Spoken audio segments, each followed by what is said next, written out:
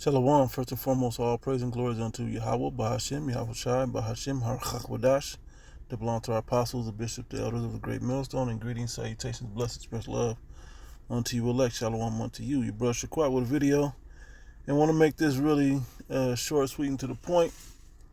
All right, and what I'm going to do is I'm going to play a video, and fair use. This is not for monetary value or gain, simply for educational uses only. And without further ado, I'll play the video and then bring a few scriptures. Does it make you feel when you see Mark Zuckerberg and all these billionaires creating these nuclear bunkers? Whoever's in their bunker is working on a backup generator, and that backup generator has only so much fuel. And if you can't pump fuel ever again, you suffocate in your nuclear bunker. You just explode a nuke. Okay, so this is showing you a lot to this, okay? Particularly that this is what some of the elite and very wealthy are doing. So they're preparing for something, and she's gone kind of nonchalant about it. But why are they preparing for these things, and the rest of the American population just clueless about it? Okay, and we see the wars and rumors of wars that are happening throughout the world. Well, we're here to prophesy to you people that the end of this place is coming. Okay, America, aka Babylon the Great, the virgin daughter of Babylon, so on and so forth. Okay, and they know it, and they're preparing for it. And it's like, well, just in case. It looks like just in case, but through biblical prophecy, it shows you that this place has to go. All right, but this is particularly about bunkers. Maybe I'll do one on the missiles or something, but let's keep watching. Their weapon 300 miles above Oklahoma, and goodbye the power grid. Who survives? Who would want to survive? In essence, 5 billion people will die after a nuclear exchange. The people that die in the minutes and hours of the fireballs, the fallout, and then the nuclear winter. You'd have like this small group of people who would essentially become hunter-gatherers again, because you'd have to be an advanced prepper with military training to be able to survive in a world without agriculture. And they really believe that they'll be able to do this because they've hoarded all types of things in these bunkers. Okay? Thinking that they'll be able to get to them and survive. Okay, we've got vegetables, we've got fruits, we've got fresh air, we've got television and DVDs. You know, we've seen this in movies. We've seen this in TV shows. Or whatever, right? That movie, Leave the World. The Obamas produced it, right? Leave the World Behind. That was clear, okay. But for, like she said, though, one good question is for how long? All right, and we know they hoard. Like you think these the regular American preppers, they have, oh, we have 4 years of food. These guys have like 30, and I'm sure I'm lowballing it. All right, let's watch.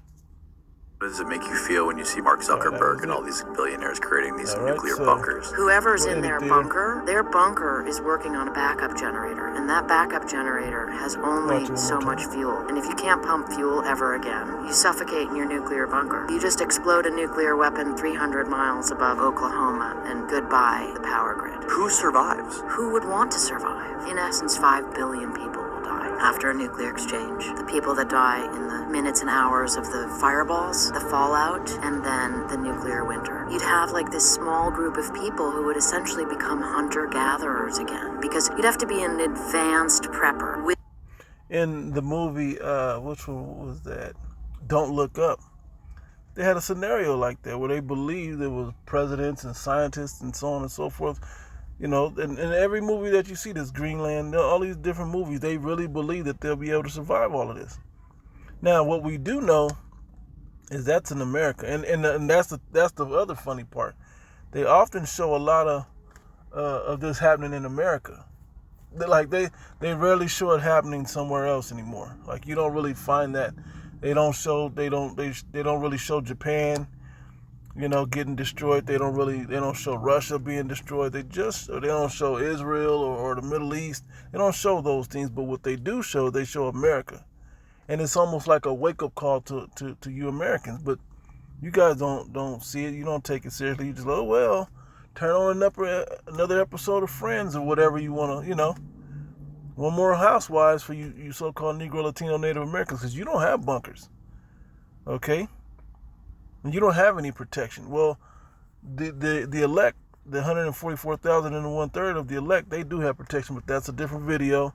I just want to get into these bunkers. So without further ado, I'll grab a few precepts, close it out. All right, so we got Revelation chapter 6. I'm gonna start up at that's good, 13, but I'm gonna start at 14. Yeah, it says, and the heaven departed as a scroll when it is rolled together. That's talking about the nuclear missiles, okay? And when you see the mushroom cloud and all of that, like I said, I may go into that in another video, but it says, and every mountain and island were moved out of their places. Meaning this broke everything down, man. So what if it wait, let me get another scripture real quick, because you got to understand, matter of fact, I won't get it, but you got to understand that when these nukes hit, man, nothing's going to be able to stand in front of it, man. Okay, and I was going to grab this, but in 2 Peter, it says, the 3rd chapter, it says, the elements shall melt with fervent heat. It's going to knock off everything. It's going to remove mountains.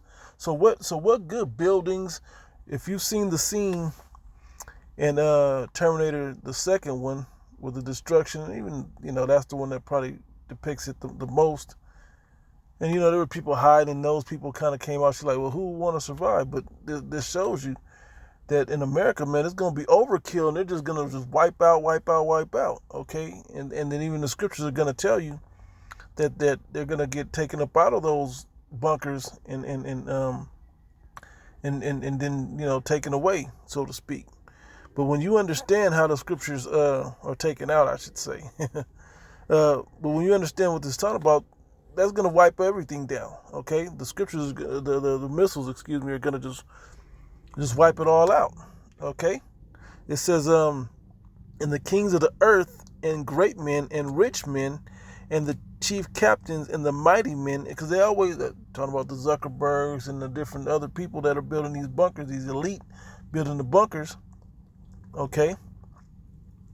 And then you see the movie that they're having certain men come to this bunker at this time and hide in here and all of that, right? It says, and every bondman and every free man hid themselves in the dens and in the rocks of the mountains. Okay, so they think they're going to be able to hide and escape. It said, and the mountains, and said to the mountains and rocks, fall on us and hide us from the face of him that sitteth on the throne, and from the and from the wrath of the Lamb, from the Most High and his only begotten Son. When Yahushua comes down here, they're going to be so afraid that they're going to want to be buried in these bunkers. They're going to want the mountains and the rocks to fall on them, that they can be hid from the Lord, but they're not going to be able to hide from the Lord. Okay? And that's when New Jerusalem comes down, and we're going to get to play. I'm going to just leave that vague as I just said it, okay? And as a matter of fact, I'll get the scripture that backs it up.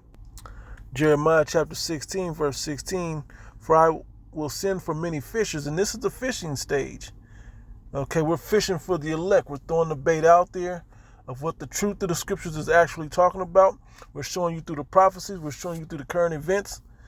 And if it's for you, if the sheep hear my voice and they follow me, if it's for you, you're going to gravitate, you're going to connect to it, and you're going to be locked in with it. If not, then, hey, so be it. Everybody can't make it, man. All right, it says, and they shall fish them, and after and it says in Revelation, hold back the four winds till I seal them in their forehead, okay, to the elect are sealed with the Tawah, okay. It says, and after will I send for many hunters. This is us getting loose. And they shall hunt them from every mountain and from every hill and out of the holes of the rocks. Even down in your bunkers, man, we're going to hunt you. And we don't care if you think you're coming out with all types of artillery and all that. None of that's going to matter at that point, because it's New Jerusalem coming down. Okay, and that goes into that, and to understand about New Jerusalem, there's other scriptures on it.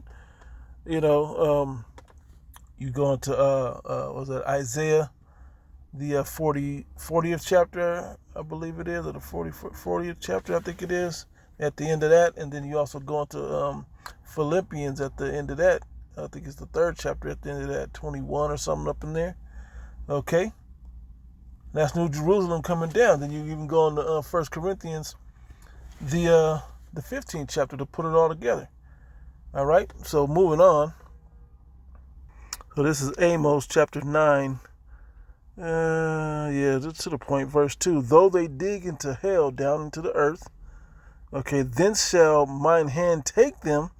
They shall climb up to heaven, thence will I bring them down. You can try to go into a space station and fly away and be in a different atmosphere and all of these. You can try all of these things. The Lord is still going to bring you down.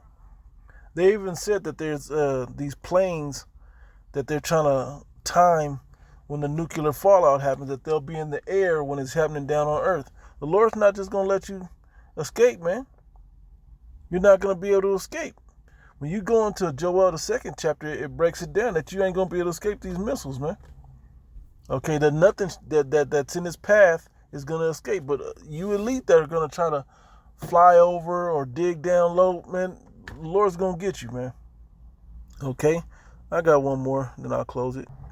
Sirach, I'll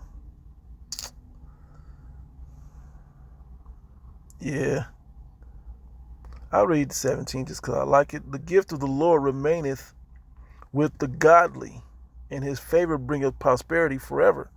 Yeah, so if you're of the elect, man, you're gonna show favor. And then the beautiful part about it is you're gonna have all of these prepped and all of this stuff stocked up here down on earth, and you're going to hide them in these bunkers and whatever else. You're not even going to get to enjoy them, man. The elect are going to get to enjoy them. All right, it says, there is that waxeth rich by his weariness and pinching, and in the portion of his reward. And this is the portion of his reward. Whereas he saith, I have found rest, and now will eat continually of my goods. Okay, thinking you're going to build these bunkers up and you're just going to be able to enjoy. Right? And yet he knoweth not what time shall come upon him, and that he must leave those things to others and die. Okay? And that's what's going to happen, man. You're building these bunkers to store up food for the elect. These people are prepping in their garages and underground bunkers and dumbs of deep underground military bases. All this stuff is built up for others to enjoy, man, the elect to enjoy. All right? So it's a beautiful thing, man, what's going on. And I saw this video, I was like, oh, let me just go into that real quick. So, Lord, when it was edifying, man, and nothing they can do to escape, man. The power of the Lord is gonna be exalted on the earth, man. And it's gonna happen through men. All right, so I'll leave it at that, giving all praise and glory to Yahweh, Bashim Yashai, Bashim Rachakodash, belong to our apostles, the bishop, the elders of the great millstone, and greetings, salutations, and blessings, much love unto you elect. To the next one, Shalom.